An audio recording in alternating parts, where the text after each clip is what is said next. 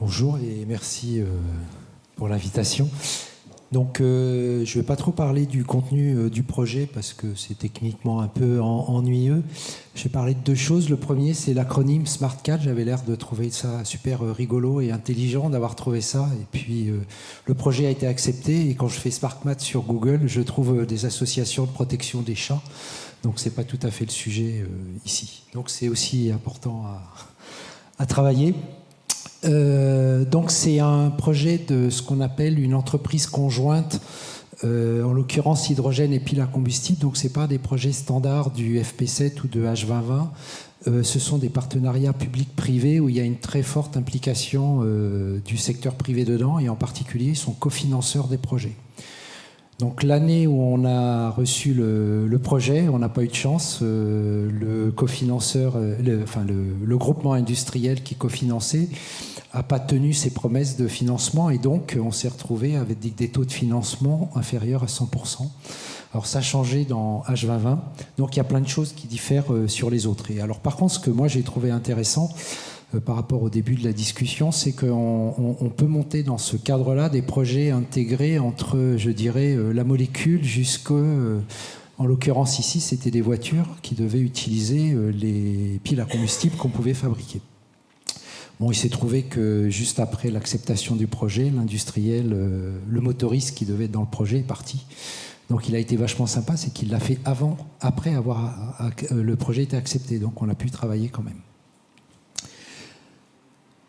Donc il est question de piles à combustible pour les véhicules. Donc c'est Philippe tout à l'heure qui évoquait une voie de véhicules électriques. Donc ce sont des véhicules électriques, mais où on convertit de l'hydrogène et de l'oxygène en courant électrique et également un petit peu en chaleur pour produire de l'eau.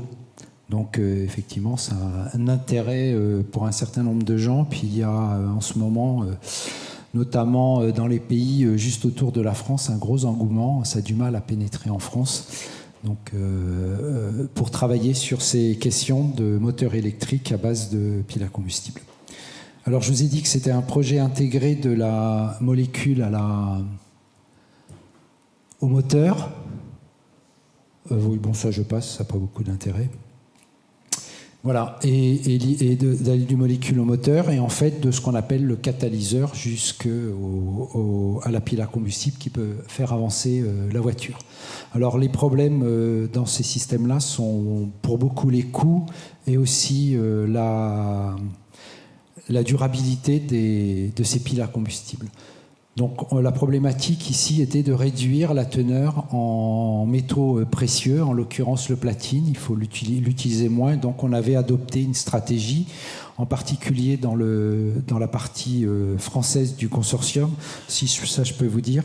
Donc le consortium, c'est le CNRS qui pilote. Alors c'est vachement bien le CNRS, pas seulement parce qu'il me paye, mais surtout parce qu'il a ce qu'on appelle des UMR. Et donc, on peut avoir un seul partenaire français avec plein de membres de labos différents. Et ça ne fera qu'un partenaire. Donc ça, c'est une règle importante pour l'Europe. C'est-à-dire que dans un même pays, en général, il ne faut pas avoir plus de 2 partenaires du même pays. Donc si vous prenez le CNRS, vous pouvez avoir 15 labos et puis vous avez un seul partenaire. Donc ça, c'est super intéressant dans la mutualisation. On avait un organisme privé de recherche norvégien, SINTEF, l'Université technologique du Danemark, le CEA, et puis une PME qui s'appelle MX Polymère, après que Daimler, c'était lui, Mercedes, ait quitté le consortium. Voilà, donc nous, on était en charge de trouver ces super catalyseurs où il n'y a pas beaucoup de platine, et puis tant qu'à faire, autant mettre des métaux qui sont peu précieux, donc cobalt, cuivre, nickel. Il fallait trouver aussi, et c'était le travail des collègues norvégiens, des supports sur lesquels on pose ces catalyseurs. Donc ils avaient choisi de travailler sur des oxydes de métaux qui ont l'avantage en principe d'être résistants à la corrosion et donc de faire durer les piles à combustible plus longtemps. Alors juste une petite parenthèse, actuellement les piles à combustible dans les voitures ça existe, ça permet une autonomie de 600 km. Et la durée de vie actuellement est de 4000 heures, ce qui fait environ à 40 km/h 160 000 km, et puis à 50 km/h ça en fait 200 000. Voilà ce qu'on sait faire avec ça. Donc en fait on n'est pas très loin des véhicules à essence. Voilà. Après, il y avait, pour retourner à la molécule, le partenaire danois qui, lui, devait faire de la chimie théorique pour nous aider à faire ce qu'on appelle de la combinatoire et donc trouver, dans tous les cas possibles, quelles étaient les bonnes compositions de catalyseurs. Et on saute un cran et pour aller à la production de ces éléments de pile à combustible à raison de 60 par jour, ce qui est de façon automatisée. Donc ça, c'est pour vous illustrer le grand saut entre justement des problèmes de science de base et puis des problèmes finalement d'industrialisation de ce qui est fabriqué dans le consortium. Voilà, évidemment, évaluer les performances dans des conditions d'application automobile. Voilà, donc c'était ça l'objet du projet. C'était super ambitieux. Sur 4 ans, on n'a pas tout réussi. On a même démontré que des choses dans ce qu'on avait prévu de faire n'étaient pas possibles. Donc il restait quand même pas mal de choses exploratoires dedans. Donc je trouve que c'est un projet qui a été intéressant. Et ça valait le coup de s'y investir. Autre chose d'important, on parlait de taux de succès. Il se trouve que dans ce domaine-là, dans cette entreprise conjointe, la participation française est de 50% et le taux de réussite en tant que coordinateur est de 25%. Donc ça vaut le coup de s'impliquer dans ce type de projet. Alors il y a eu toute une période ces 2 dernières années où il y avait très peu de projets, où il y avait de la science de base. Ça revient cette année. Donc pour la motivation, j'avais monté celui-là, j'en remonte un maintenant parce que ça se termine au mois de juin, donc il ne faut pas perdre la main. Donc on remonte un projet avec une partie des partenaires qui sont ici.